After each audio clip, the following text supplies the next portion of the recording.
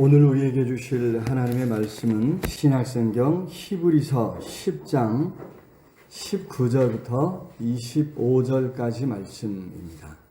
우리 한 절씩 교독하도록 하겠습니다. 19절 말씀. 그러므로 형제들아 우리가 예수의 피를 힘입어 성소에 들어갈 담력을 얻었나니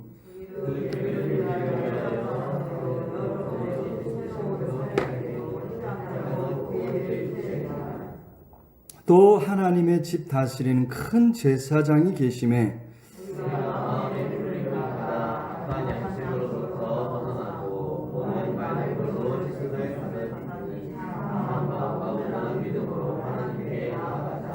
또 약속하신 이는 믿으시니 우리가 믿는 도리의 소망을 움직이지 말며 굳게 잡고 같이 봉독합니다. 모이기를 패하는 어떤 사람들의 습관과 같이 하지 말고 오직 권하여 그날이 가까움을 볼수록 더욱 그리하자. 아멘. 이 시간 할렐루야 찬양돼서 하나님 앞에 찬양으로 영광을 돌리겠습니다.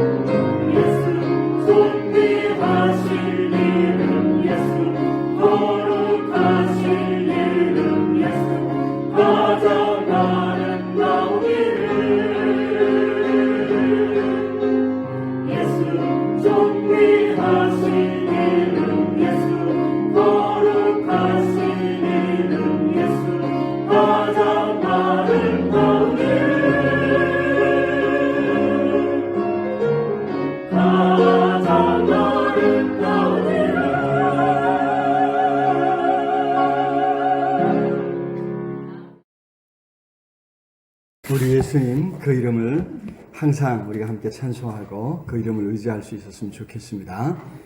귀한 찬양 감사합니다. 지난 한 주 내내 아쉽게도 비가 많이 왔습니다. 그 바람에 형형색색 물들어가던 아름다운 단풍이 순식간에 다 이렇게 사라져버린 것 같습니다. 그래서 이제 한층 겨울이 더 이렇게 다가온 것 같은 그런 느낌이 들죠. 다행히 우리 도서관에서 지난 화요일이죠.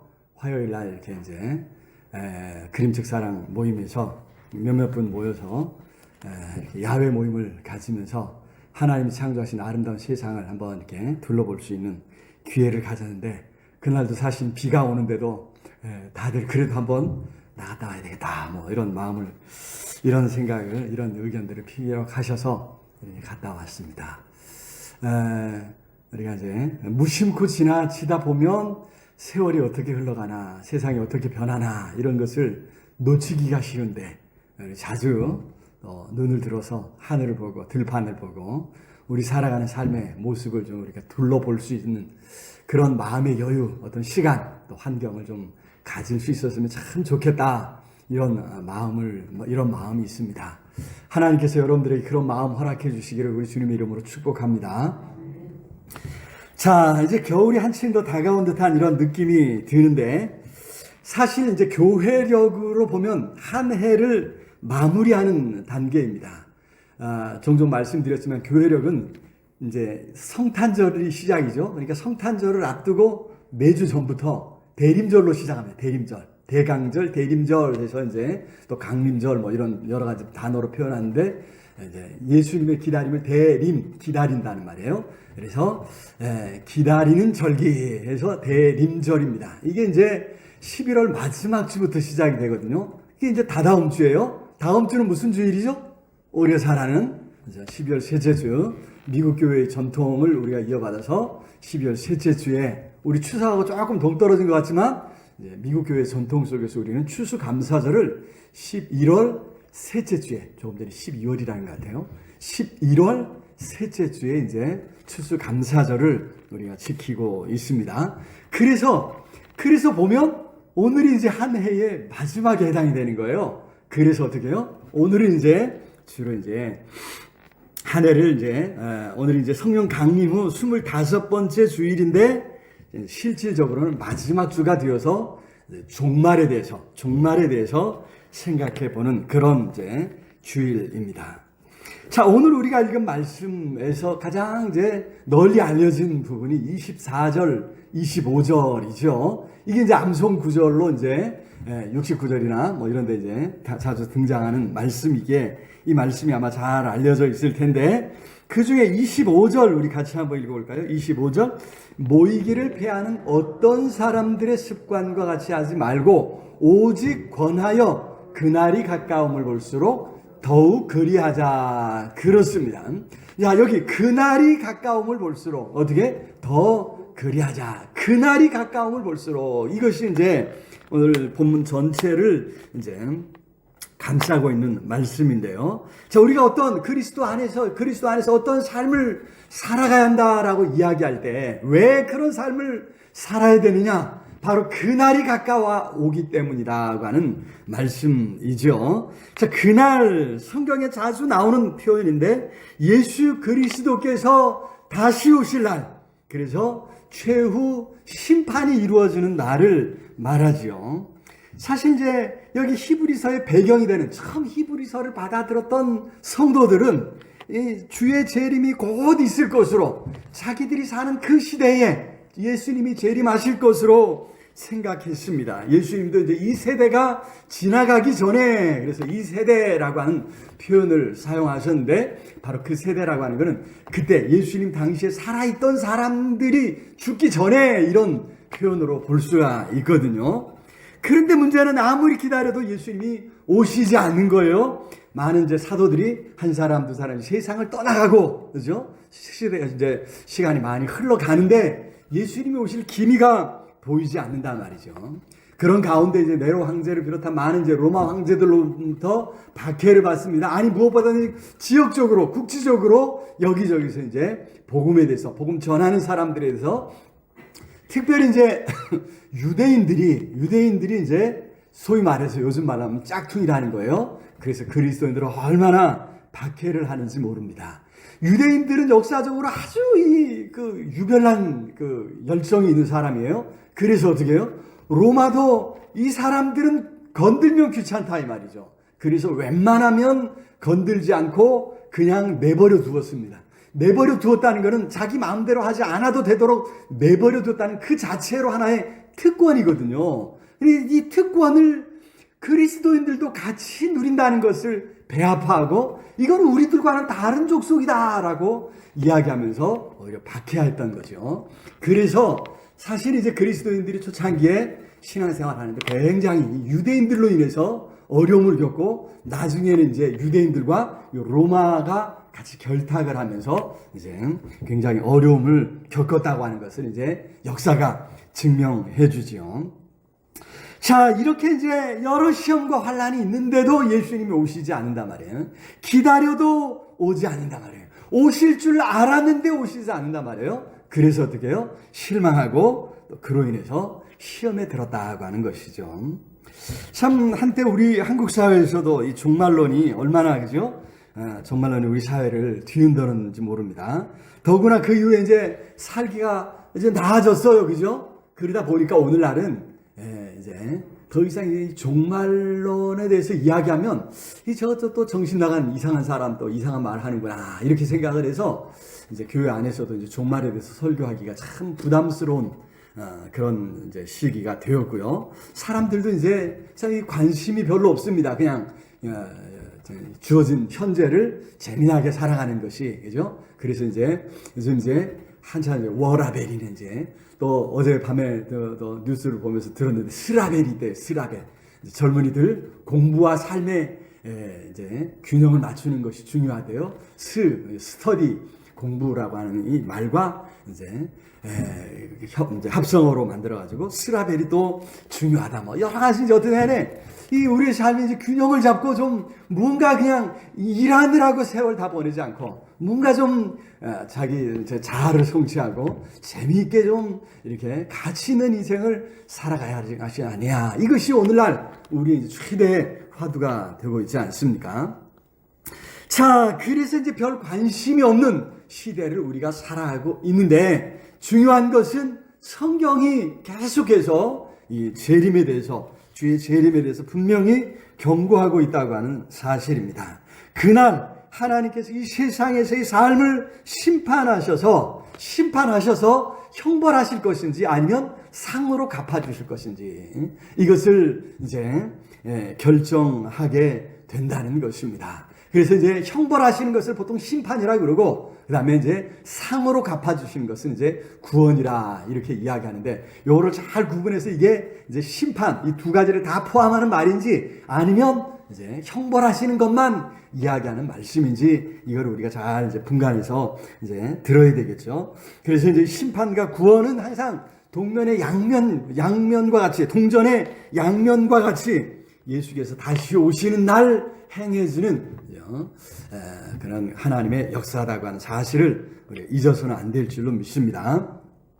자, 그래서 중요한 것은 우리가 이제 그날을 기억하면서 살아가야 될 줄로 믿습니다. 기억할 뿐만 아니라 그날을 대비하면서 준비하면서 살아가야 된다고 하는 거죠. 그날을 생각할 때 우리는 주어진 삶을 대충 살지 않게 되고요.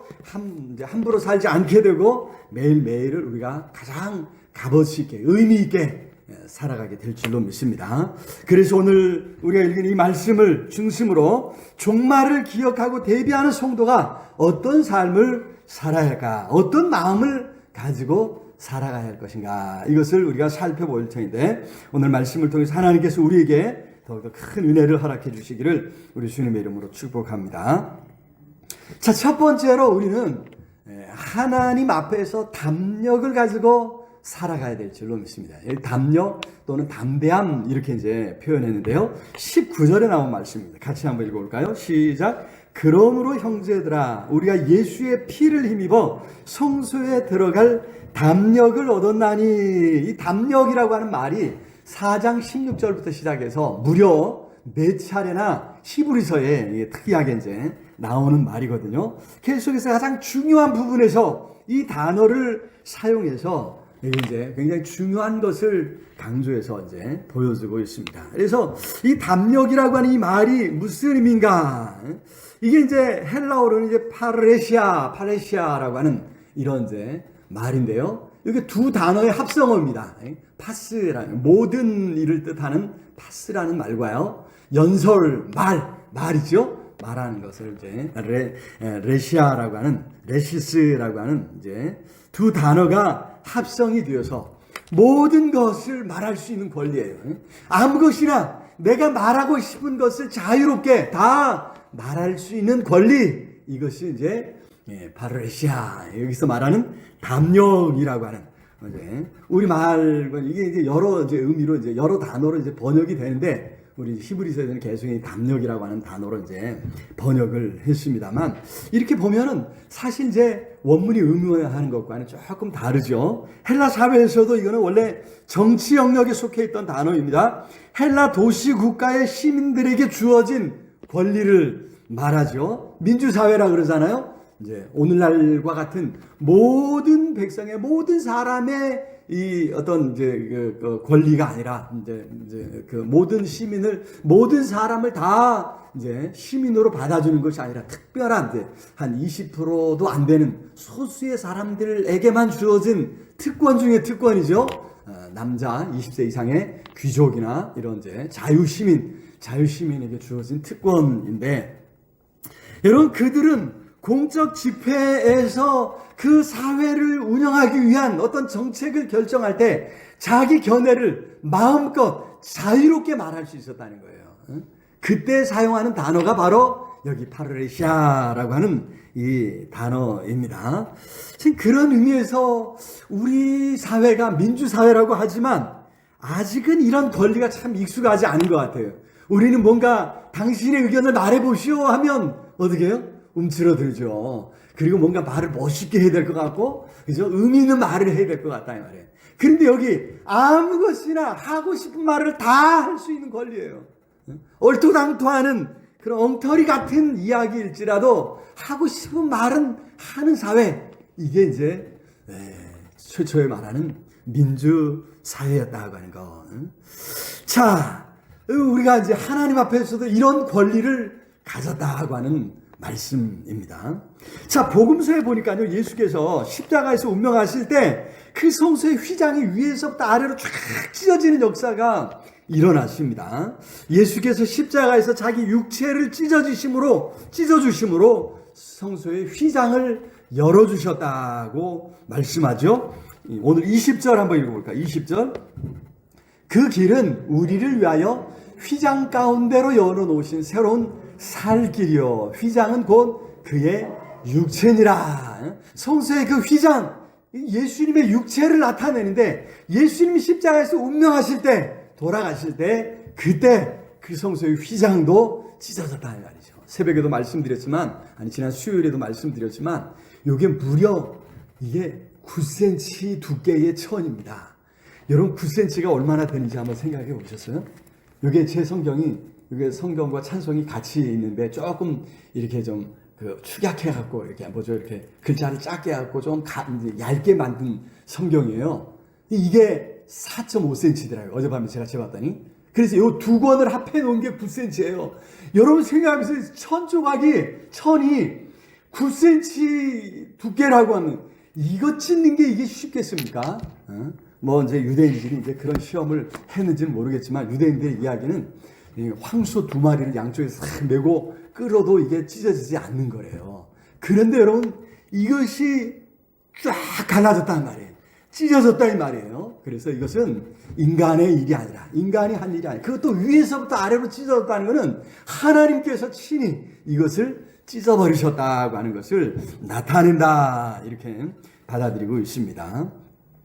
여러분, 하나님께서, 그죠? 이 휘장으로 막혀 있던 그 관계를 하나님이 친히 찢어버리심으로 하나님과 우리 성도들이 이제 같이 만나고 교제할 수 있는 길을 열어주신 줄로 믿습니다. 그래서 이제 우리 하나님의 자녀들은 어떤 눈치 보지 않고 언제든지 당당히 하나님 앞에 나아갈 수 있는 권리를 얻은 줄로 믿습니다. 바꿔 말하면 담력을 얻은 줄로 믿습니다. 여러분, 예전에는 이제 부모를 두려워하죠. 부모님을 두려워합니다. 두려워하도록 또 가르쳤기도 하고요. 마찬가지 의미에서 하나님을 두려워했습니다. 감히 어떻게 하나님 앞에 나아갈 때, 그죠? 머리도 못 들고, 그죠? 이렇게 또 하나님과 어떤 친밀한 교제라고 하는 것은 감히 상상도 할 수 없는 그런 시대였습니다. 자, 그렇지만 예수님께서 이 땅에 오셔서 우리에게 가르쳐 주실 때는 하나님을 아버지라, 주기도문 기도를 가르쳐 주실 때도 하늘에 계신 우리 아버지여, 이렇게 아버지라 이렇게 부르게 하시고요. 요한복음에 가서 보면 아빠, 아버지라 이렇게 부르라고 가르쳐 주셨습니다. 여기 아빠, 우리말 똑같아요. 어느 사회든지, 그죠? 어린 아이들이 부르는 그 아버지를 부를 때 말이에요. 이게 뭐 원래 말이 아니에요. 아이들이 그냥 입속에서 터져 나오는 이 첫 발음이, 그죠? 요게 이제 발음상으로 되는 게 이게 이제 아빠예요. 그래서 이제 옛날 성경에는 아바인데 이번 성경은 아예 아빠라고 했어요. 이게 발음상 아바가 아니거든요. 아빠거든요. 아빠로 이제 부르는 거예요. 그래서 빠빠빠 하다가 이게 아빠가 되는 거지. 그죠? 우리가 잘 알듯이 이제 그렇게 된 이 표현, 그 표현을 그대로 하나님께 적용해서 하나님을 아빠라고 부르게 말씀하셨단 말이에요. 가르쳐 주셨단 말이죠. 사실 예수님이 가르쳐 주셨음에도 불구하고 당시 사회에서 이것은 쉽지 않은 일이었습니다. 아니, 한동안 거의 2000년 동안이나 이렇게 하나님을 아빠라고 부르는 거, 이런 친밀한 관계를 누린다는 것은 이거는 정말 쉽지 않은 일이었습니다.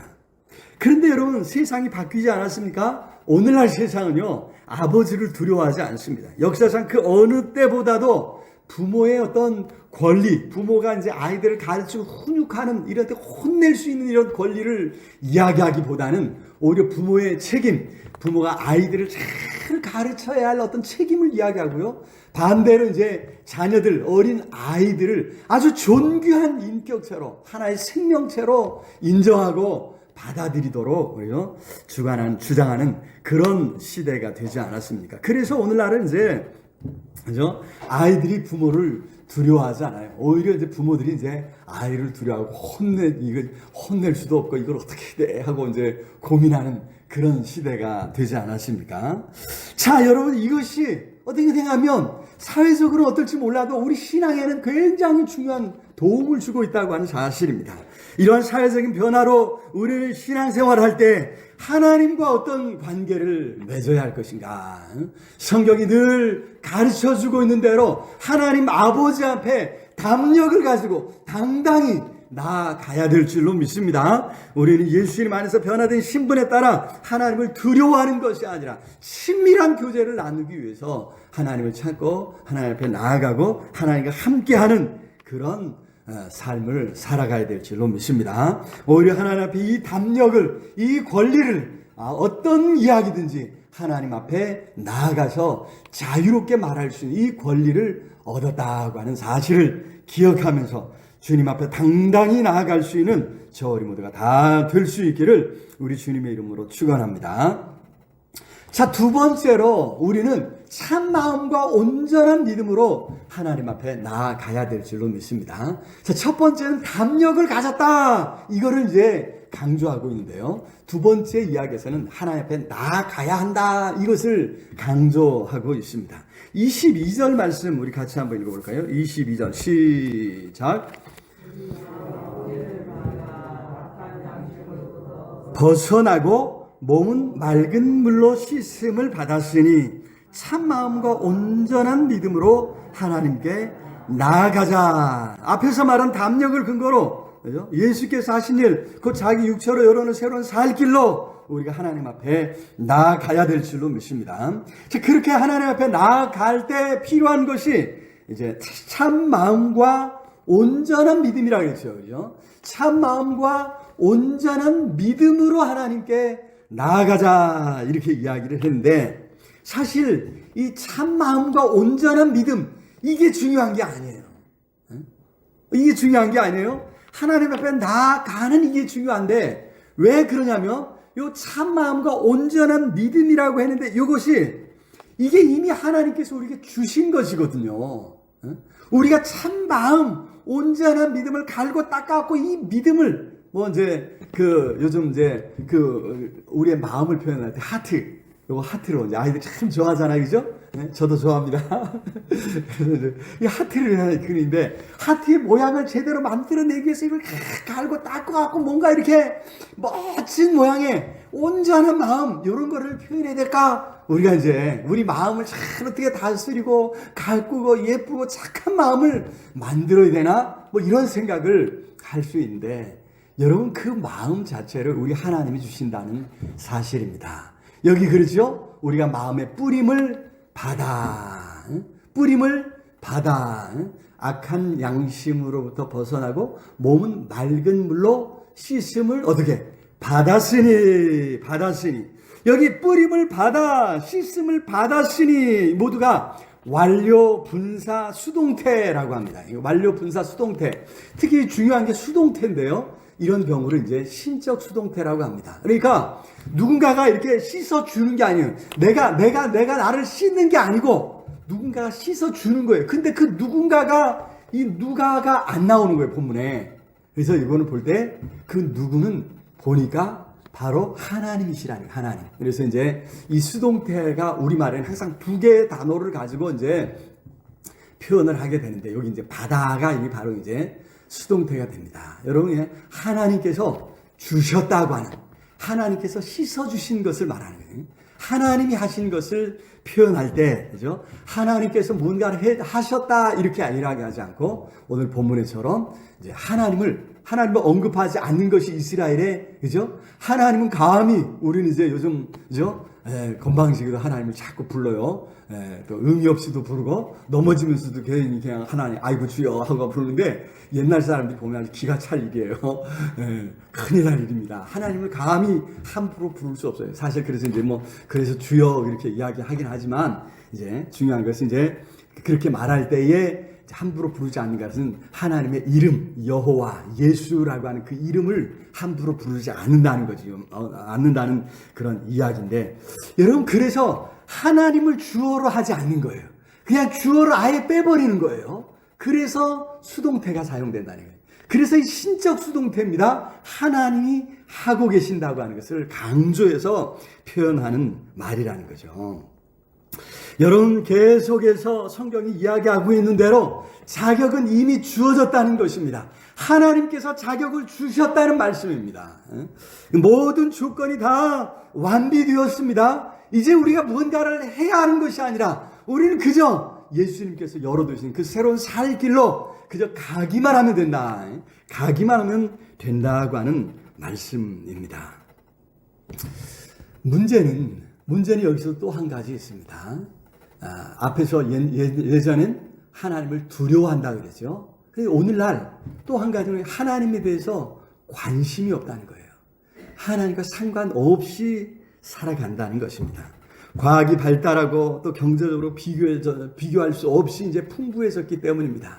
예전에는 큰 비가 내리기만 해도 두려워하면서 야, 신이 노하셨나? 이게 무슨 일이냐 하면서 하나님을 생각하고 하나님의 뜻이 뭔가, 하나님 왜 진노하셨나? 이런 생각을 했지만 요즘은 일기예보를 통해서 듣고, 그죠? 자연 현상 속에서 이게 지금 이렇게 된다. 지금 전 세계적인 기후 변화 이런 것이 일어나도 그 이야기를 들으면서 이제 다 해설이 나오잖아요. 북극권에서 이 어떤 뭔가가 이렇게 깨어져서 지구 온난화 때문에 이제 깨어져 가지고 갈수록 이제 날씨가 더워질 것이다. 그래서 이제 기후 변화 협약 요즘 해서 어떻게든 1.5도 올라가지 못하게 묶어두는 이것이 이제 지금 이제 우리 이제 전 세계적으로 가장 큰 이제 우리가 해야 할 숙제라 이런 이야기를 하고 있습니다. 그래서 우리는 더 이상 이제 이런 큰 비가 오고 난리가 나도 별로 이제 놀라지 않아요. 걱정하지 않아요. 왜 그런가? 하나님의 뜻을 찾거나 그러지 않는다는 거예요.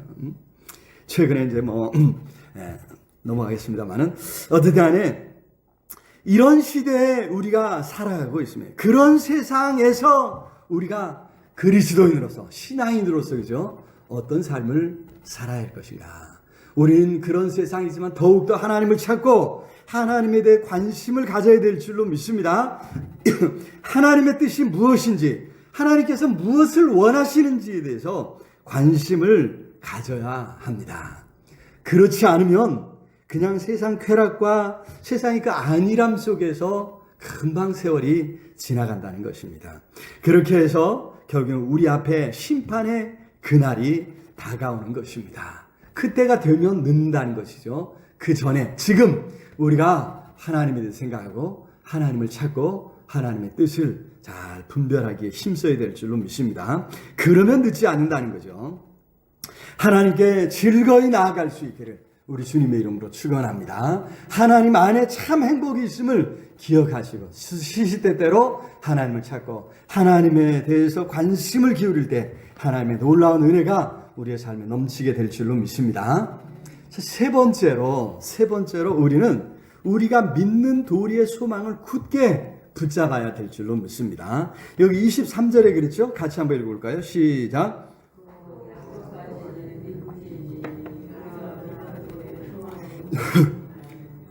굳게 잡고, 믿는 도리의 소망을 움직이지 말고 굳게 잡고.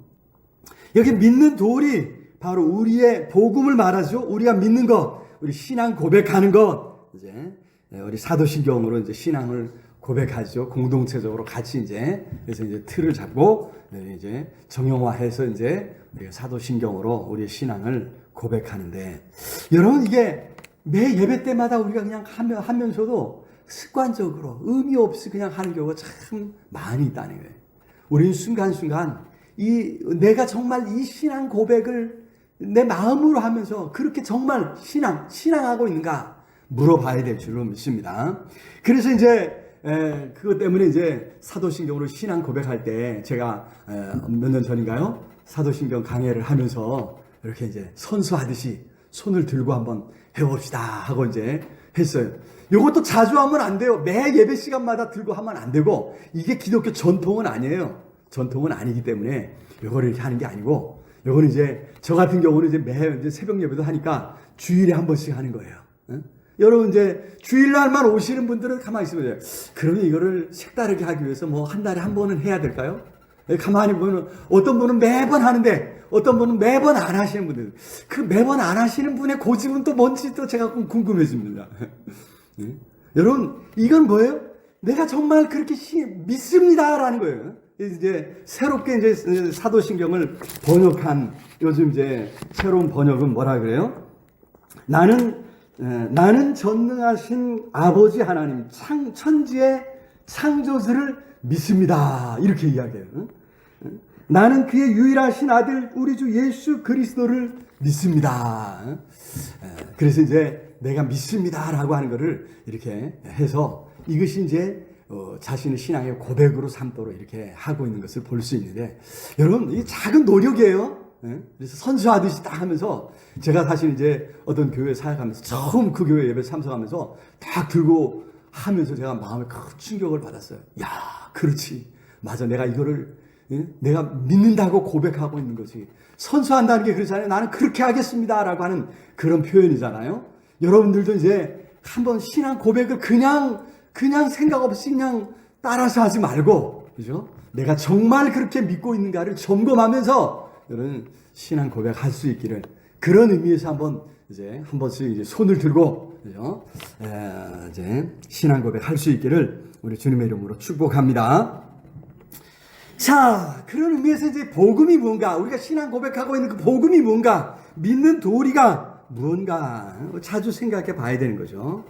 자, 복음은 한마디로 말하면 죽을 수밖에 없는 죄인인 우리를 예수님께서, 그죠? 대신 죽어주심으로 우리를 살려주셨다는 거죠. 자, 이게 참 세상의 일반적 상식과는 배치된다는 말입니다. 아니, 누가 아무 대가도 없이 자신의 생명을 내어주느냐? 알지도 못하는 사람을 위해서 어떻게 자기 생명을 내어주느냐? 모름지기 소중한 것에는 반드시 대가가 따른다는 것이 세상의 일반적 상식 아닙니까? 그래서 하나님의 은혜를 덧입기 위해서는, 이제 하나님의 은혜 이렇게 말하지 않고, 이제 뭔가 신의 은혜를 받기 위해서는 무언가 공로를 쌓아야 되는 거예요. 무언가 수고해야 돼요. 무언가 땀 흘려야 돼요. 그래서 신을 감동시키고 무언가를 해야 신이 감동해서 그 사람에게 복을 주실 것 아닙니까? 여러분, 이것이 세상에 말하는 상식이라 이 말이에요. 세상의 모든 종교가 그것을 이야기하고 가르치고 있죠. 여러분, 하지만 우리 복음은 그렇지 않습니다. 복음은 하나님의 은혜를 이야기합니다. 거저 주시는, 공짜로 주어지는 은혜죠. 뭔가 해야 하나님께 인정받을 것 같은 이 마음, 뭔가 해야 하나님께서 받아주실 것 같은 그 마음을 우리는 부단히, 그죠? 쳐서 복종시켜야 되고 꺾어 내던져 버려야 됩니다. 우리가 의지해야 할 것은 내 공로, 내가 힘쓰고 애쓰는 것이 아니라 하나님의 신실하심을 의지해야 될 줄로 믿습니다. 하나님께서 우리를 위해서 하신 일이 무엇인가? 예수님께서 이 땅에 찾아오셔서 십자가에서 못 박아 죽임 당하심으로 물과 피를 다 흘려주심으로 우리를 구원해 주셨다. 이거를 의지하고 이거를 받아들이는 것, 이것이, 그죠? 그래서 이것이 복음이라는 것입니다. 우리는 시민으로서 또 그리스도인으로서 그 어느 때보다도 사회 참여가 강조되는 이런 시대를 살고 있지 않습니까? 하지만 그렇게 참여하면서도 부단히 하나님께서 하셨습니다. 하나님께서 하십니다. 우리는 고백하면서 나아가야 될 줄로 믿습니다. 그것이 우리가 굳게 붙잡아야 할 믿는 도리, 우리 신앙의 고백이 되어야 한다고 하는 것을 꼭 기억하면서 나의 공로를 의지하는 것이 아니라 우리 주님의 신실하심을 의지할 수 있기를 우리 주님의 이름으로 축원합니다.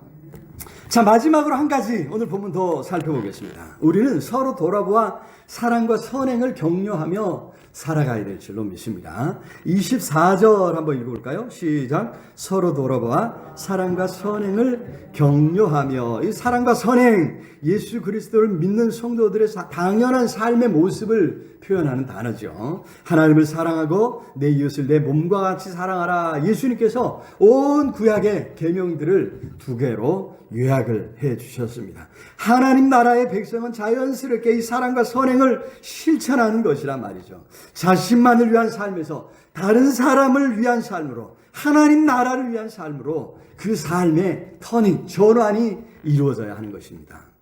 여기 이제 더 나아가서 격려하라 이 말에는 먼저 자신이 힘쓴다는 말이 포함되어 있지 않습니까? 그리스도인의 삶을 살기 위해서 먼저 우리 자신이 힘쓸 뿐만이 아니라, 그죠? 우리 주변에 다른 사람들도 같이 할 수 있도록 격려하는 것이 필요하다는 것입니다.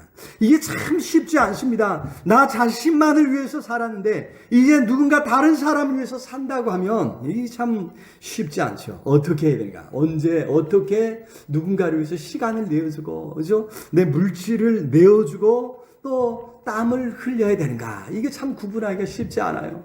그죠? 하지만 거기에 삶에 보람이 있고 진정한 행복이 있다고 하는 사실을 기억하면서 참으로 누군가 다른 사람을 위해서, 아니 하나님 나라를 위해서 우리의 시간을 쓰고 물질을 쓰고 또 땀을 흘릴 수 있기를 우리 주님의 이름으로 축원합니다. 여러분, 이걸 잘 하기 위해서 어떻게 해요? 모여야 된다는 거예요. 25절 읽어보겠습니다. 25절 시작. 모이기를 피하는 어떤 사람들의 습관과 같이 하지 말고 더욱 그리하자. 그렇습니다. 당시 히브리서를 받아들였던 처음 성도들 중에서 일부는 낙심함으로 또 오해함으로 무엇보다도 박해로 인해서 이 모임을 무시하게 되었던 것 같죠. 그리스도인의 모임, 이게 참 중요하단 말이죠. 그리스도의 모임은 어떤 것이냐? 예수님의 십자가 희생을 기념하는 기회가 되는 줄로 믿습니다. 끊임없이 생각하게 하고 우리가 어디 있는지, 무엇을 해야 할지, 어디로 가야 할지를 생각하게 하는 모임이, 그죠? 바로 이제 우리 그리스도인들의 모임이지 않습니까? 무엇보다 이제 성찬식을 통해서, 그리고 그 이어지는 식탁 교제를 통해서 하나님 안에서 하나됨을 확인하는 시간, 이것이 이제 우리 그리스도인들의 모임입니다. 그래서 이제 이 모임을 소홀히 하고 모임에서 빠지기 시작하면 그것은 자신을 예수 그리스도 안에서 빼내는 것과 똑같은 행동이 될 수 있다는 것입니다. 오늘날도 마찬가지입니다. 우리 살아가면서 수많은 부름을 듣지 않습니까? 자주 선택해야 합니다. 여기 그리스도 안에서 함께 모일 것이냐, 아니면 또 다른 곳에 있을 것이냐. 우리가 여기 이 자리에 있으면 하나님의 자녀로서 우리 하나님 안에 있다고 하는 사실을 확인할 수 있는 것입니다. 그래서 더욱 모이기를 힘써야 될 줄로 믿습니다. 이제 코로나19 사태가 조금 접어들어 이제 좀 잦아들어야 되는데, 이제 그래서 위드 코로나도 이제 시행되고 있는데, 이제 염려되는 것이 이제 여전히 2,000명대를 오르내리고 있는, 확진자가 2,000명대로 오르내리고 있습니다. 그래서 이제 개인적 방역이 더 중요해졌고, 또 이제 기저질환이 있고 또 몸이 안 좋으신 분들은 더 이제 피해를 많이 입을 수 있습니다. 내년 초에 이제 이 치료제가 이제 또 들어오면 조금 더 이제 수월해지지 않겠나 이런 생각을 하는데, 자, 그런 가운데서도 우리가 어떻게 모일 것이냐 우리가 고민했고, 또 어떻게 하면 우리가 그치지 않고 멈추지 않고 이 사랑과 선행을 또 힘쓸 수 있을 것이냐 우리가 고민했지 않습니까? 앞으로도 우리가 고민하면서 더 자주 모이고 더 많이 모여야 될 줄로 믿습니다. 모일 때마다 또 사랑과 선행을 힘써야 될 줄로 믿습니다. 여러분, 이런 마음을 가지고 더 많이 서로 모일 수 있도록 격려하고 함께 모이는 일에 힘써서 우리 하나님을 기쁘시게 할 수 있는 저 우리 모두가 다 될 수 있기를 우리 주님의 이름으로 축원합니다. 말씀을 맺겠습니다. 자, 그날, 주의 날, 심판의 그날이 가까워오고 있습니다. 그래서 우리는 더 깨어서 어떤 삶을 살아서 우리 하나님을 기쁘시게 할 것인가, 아니 심판의 주로 오시는 우리 주님을 맞이할 것인가 고민하는 가운데 더 믿음 안에 굳게 설 수 있는 저 우리가 다 될 수 있기를 우리 주님의 이름으로 축원합니다. 오늘 말씀을 생각하면서 간절히 함께 기도하기를 원합니다. 하나님, 주의 날, 심판의 그날을 맞이하면서 우리가 정말 하나님 앞에 잘 준비해서 기쁨으로 우리 주님을 맞이할 수 있도록 은혜 베풀어 주시옵소서. 우리 간절히 우리 통성으로 함께 기도하겠습니다. 사랑의 주님, 참으로 감사를 드립니다. 아버지, 여겨주옵소서. 성령으로 함께하여 주시옵소서. 하나님 영광 받아 주시옵시기를 주님 간절히 소원합니다. 주님 오실 그날이 날로 가까워오는데 우리가 참으로 깨어있게 하시고 준비하게 하시고 그래서 주님을 기쁨으로 맞이할 수 있는 은혜를 허락해 주시옵소서. 아버지, 순간 하나님을 잊어버리고 주님 오실 그날을 잊어버리며 세상 쾌락과 세상의 안일함에 빠져 살아갈 때가 너무나도 많습니다. 불쌍히 여겨주시고 성령 하나님, 우리를 긍휼히 여겨주옵소서. 깨워주시옵소서. 성령으로 함께 해주옵소서. 충만케 해주옵소서. 아버지, 간절히 소원합니다. 어려울 때일수록 더 모이기를 힘써 선한 일을, 사랑과 선임을 격려하고 힘써가는 그리스도인들이 다 되게 하여 주시옵소서. 이제는 우리 주 예수 그리스도의 은혜와 하나님의 크신 사랑과 성령 하나님 늘 함께 하시며 인도하시며 채우시는 역사가 오늘도 생명의 말씀 속에서 우리 주님 다시 오실 그날을 기대하며 기다리며 준비하는 우리 온 성도들 위해, 흩어져 살아가는 가족들 위해, 이 나라의 민족 위해, 전 세계 방방곡곡에서 환난 가운데 하나님을 찾는 모든 하나님의 사람들 위해, 이번 주 수능을 치르는 우리 사랑하는 손주들 위해 이제로 영원토록 함께 있을지어다. 아멘.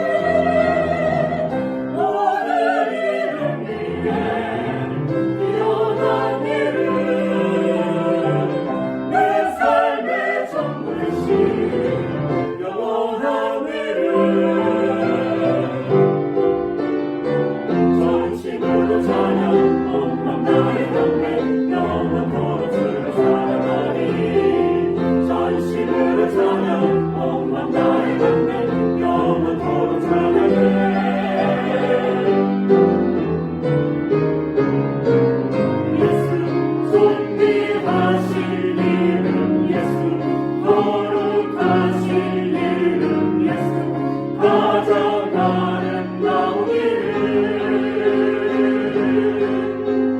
예수 존귀하신 이름 예수 거룩하신 이름 예수 가장 아름다운 이름 가장 아름다운 이름